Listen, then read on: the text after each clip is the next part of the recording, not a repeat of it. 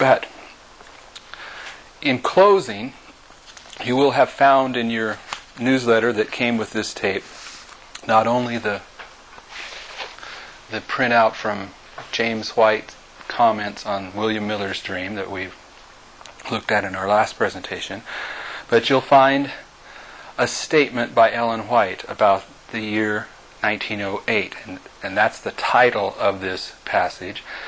And you might call this Adventist Apocrypha because the White estate doesn't record it anywhere as official Ellen White, but it has been confirmed from a variety of methods that this is a genuine story. And we're going to read a paragraph that is set forth as a statement by Sister White, though not endorsed by the White estate, not confirmed as something that you could genuinely include in the embodiment of the spirit of prophecy. And we're going to look at this paragraph because virtually every principle or idea that is in this paragraph you can confirm from another source in the spirit of prophecy. So you're not challenging the spirit of prophecy by coming up with any new or strange idea. But what you're doing with this paragraph is really tying together some ideas that can be found throughout the spirit of prophecy in a very neat package. Now, this letter we're going to read is written, it's a statement by a brother who had a friend who had talked with Sister White about end-time events. And this letter is self-explanatory, but it's going to describe a windstorm that's going to hit Adventism. And in our next presentation, we're going to look more closely at the principles that are in this statement, and you'll see them upheld in the spirit of prophecy very clearly, and it will tie in that this windstorm is the Sunday law, and this is where the church is purified, and it will also begin to develop one of the themes that's in this particular paragraph, and that is that at that time period the Lord takes the work into His own hands by raising up men from the common walks of life. So I'm going to read this letter that was not written by Ellen White. It was written by, it has a statement by Will Ross and also Elmer M. Johnson, and it's self-explanatory. Brother Will Ross, now deceased, was a personal friend of mine and an acquaintance of about 45 years. In our church fellowship, we frequently spent our Sabbath afternoons discussing his experiences in the message and his conversations with Mrs. Ellen G. White. About 1908, while in Loma Linda and living near Sister White, he would frequently accompany her in her walks and would discuss the message and future events. On one of these walks together, and while waiting at the Loma Linda Railroad Depot in the company of Sister McKentifer and Elder D.E. Robinson, her granddaughter's husband, Sister White related to the three of them about the storm of persecution that was coming upon the Seventh-day Adventist Church. Will Ross related it to me as follows. Sister White told us, as we three stood there on the railroad depot platform, that a terrible storm of persecution was coming just like a windstorm, that blew down every object that was standing. There was not a Seventh-day Adventist to be seen. They, like the disciples, forsook Christ and fled. All who sought positions were never seen anymore. After the storm there was a calm. Then the Adventists arose like a great flock of sheep that were without shepherds. They all united in earnest prayer for help and wisdom, and the Lord answered them by helping them choose leaders among them who had never sought position before.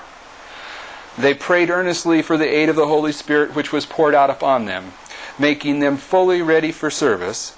They then went forth, fair as the moon, clear as the sun, and terrible as an army with banners, to give the message to all the world. End quote. I was astonished and asked if that applied to Loma Linda as we were looking that way. Sister White replied to my question by stating that it applied to the entire denominational world. It so stunned me that I did not ask any more questions.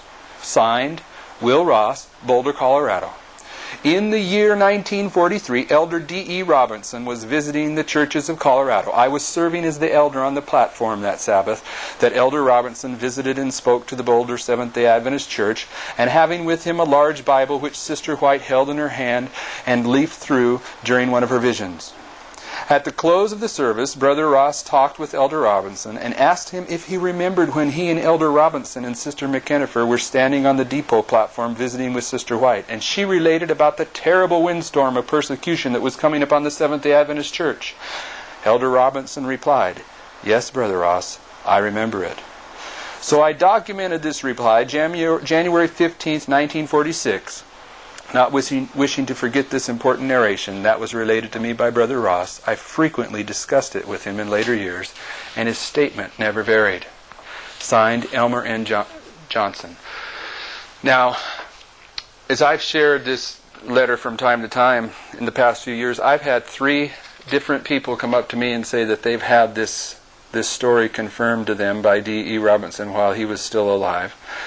And in our next presentation, we're going to look at some of these themes that are in this, tie them in with what we've been developing about William Miller's dream. A great wind carries the false professors and the false doctrines out the window. And we'll continue to tie this subject together in connection with the overflowing scourge.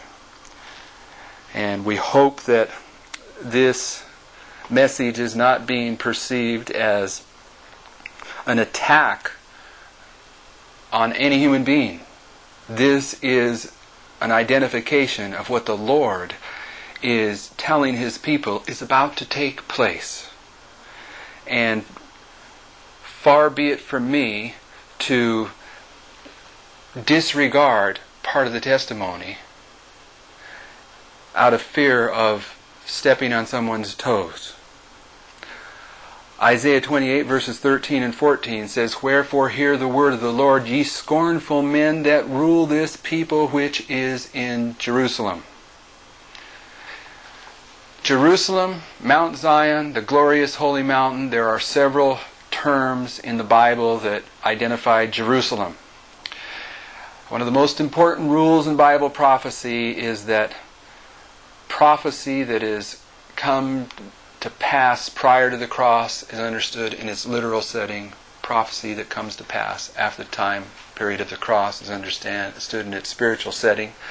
And a passage in the Bible that was speaking about Jerusalem before the time period of the cross would be speaking about literal Jerusalem. But in the day in which we live, after the cross, a passage as Isaiah 28 is, speaking about Jerusalem, is speaking about not literal Jerusalem that's in Israel today, it's speaking about spiritual Jerusalem. God's church today. The Seventh-day Adventist church. So this passage says, "Wherefore hear the word of the Lord, ye scornful men that rule this people in the Seventh-day Adventist church." We have made a covenant with death instead of a covenant of life. And with hell we are in agreement. When the overflowing scourge shall pass through, it shall not come upon us. For we have made lies our refuge, and under falsehood we have hid ourselves. For we have covered ourselves up with sand and cuttings and rubbish, in the words of William Miller's dream.